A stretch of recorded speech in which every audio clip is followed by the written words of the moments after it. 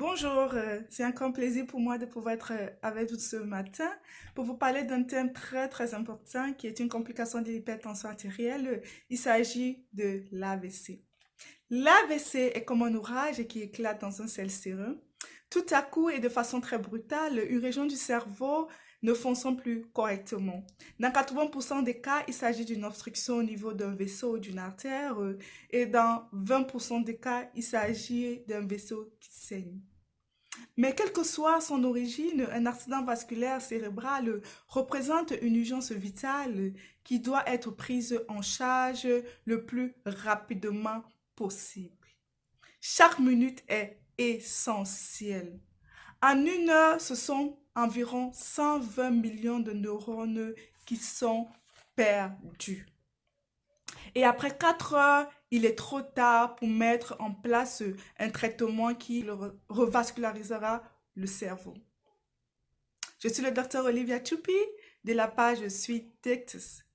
Merci pour ceux qui sont déjà abonnés à ma chaîne et pour ceux qui ne le sont pas encore, je vous invite à pouvoir vous abonner, surtout à pouvoir activer la cloche de notification pour recevoir systématiquement toutes mes vidéos et partager pour pouvoir sauver des vies. C'est quoi un AVC? L'AVC est un accident vasculaire cérébral. Il existe deux types d'AVC. Nous avons les AVC ischémiques qui sont dus à une obstruction des vaisseaux et nous avons les AVC hémorragiques qui sont dus à l'éclatement de ces vaisseaux. Quelles sont les personnes à risque de pouvoir développer un AVC? Premièrement, nous avons bien évidemment des personnes qui sont hypertendues. Nous avons des personnes qui ont du diabète. Nous avons des personnes qui sont obèses. Nous avons des personnes qui fument, des personnes qui consomment trop d'alcool, des personnes qui ont un taux de cholestérol très élevé. Nous avons aussi le stress, car le stress va augmenter ce qu'on appelle les catécholamines qui vont augmenter votre fréquence cardiaque et qui vont augmenter votre tension artérielle.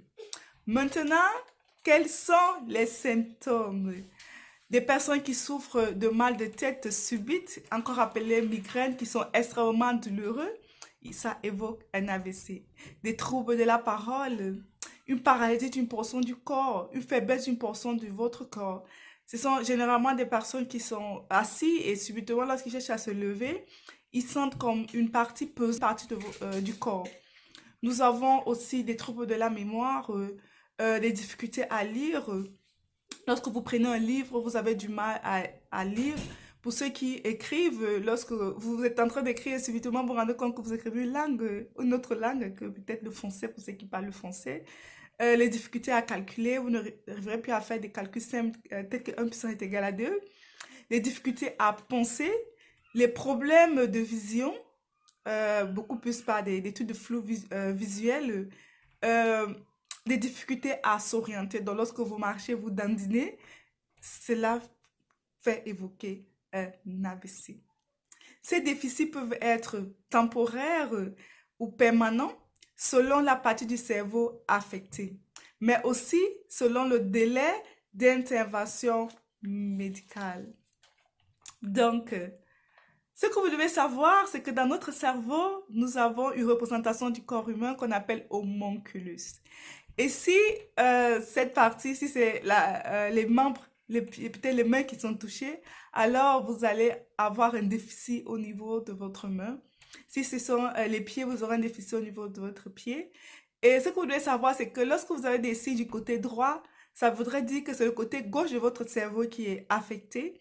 Et lorsque vous avez des signes au niveau de votre côté gauche, ça veut dire que c'est le côté droit de votre cerveau qui est affecté. Ce que vous devez savoir, c'est que l'AVC ne touche généralement pas tout le corps, mais ça touche une partie de votre corps.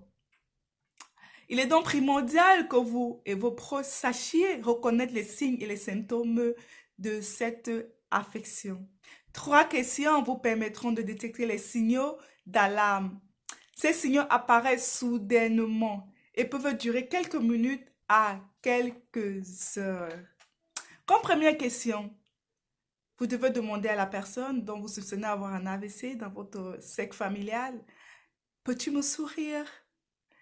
Lors d'un AVC, le visage est souvent affaissé et le coin de la bouche retombe si la victime essaye de sourire. Deuxième question, peux-tu lever les bras?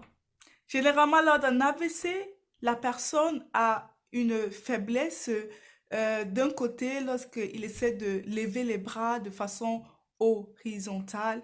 Vous allez remarquer qu'il y a un côté qui est assez faible ou parfois il aura du mal à pouvoir faire ce mouvement simple qui est de lever les deux mains de façon horizontale.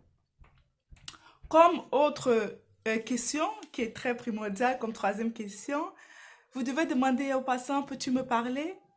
Car la personne victime d'un AVC a souvent des difficultés à parler et à articuler, même à prononcer des mots très simples. Donc, retenez bien ces trois questions. Maintenant, quels sont les gestes à faire avant le transport à l'hôpital ou avant l'arrivée des secouristes?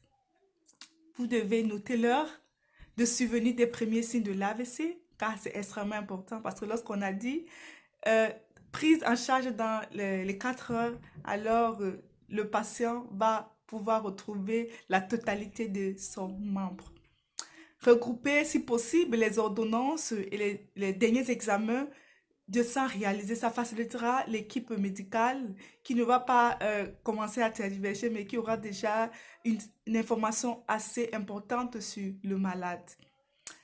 Ne faites surtout pas boire le malade, ne le faites surtout pas manger et surtout ne lui donnez aucun médicament, même si ce sont des médicaments qu'il a l'habitude de prendre. Comment se fait la prise en charge? La prise en charge se fait dépendamment de la cause de l'AVC. Généralement, le premier examen qu'on demande de faire, c'est un scanner cérébral pour voir s'il s'agit d'un AVC ischémique ou bien s'il s'agit d'un AVC hémorragique parce que la prise en charge est complètement différente.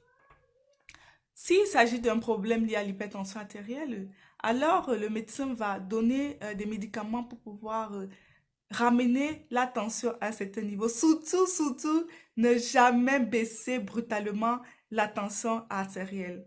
Si la tension est dans les 220, on va essayer de les ramener dans les 180. Mais l'objectif ici, ce n'est pas de pouvoir ramener brutalement la tension à la normale. Sinon, vous allez davantage endommager le cerveau de la personne. Donc, le plus important ici, c'est la prévention. Il est très important de pouvoir prévenir justement la survenue d'un AVC en contrôlant ce que vous mettez dans votre bouche. Oui. En équilibrant votre tension artérielle si vous êtes hypertendu. En pratiquant du sport pour ceux qui ne veulent pas faire du sport. C'est extrêmement important. En contrôlant bien votre diabète pour ceux qui sont diabétiques, surtout en perdant le poids pour ceux qui sont obèses. Oui, avec un peu de discipline, c'est possible de pouvoir éviter d'avoir un AVC. Et pour ce qui est du stress, la religion aide beaucoup, certaines activités aident beaucoup à pouvoir déstresser. Les voyages, la marche aident beaucoup à ne pas vivre constamment dans le stress. Je vous dis merci et je sais que vous pouvez le faire. Contrôlez votre alimentation et vous allez éviter d'avoir un AVC. Merci de vous abonner pour ceux qui ne sont pas encore faits. Merci de pouvoir partager ma vidéo pour pouvoir édifier d'autres personnes. On se dit à très bientôt. Bye.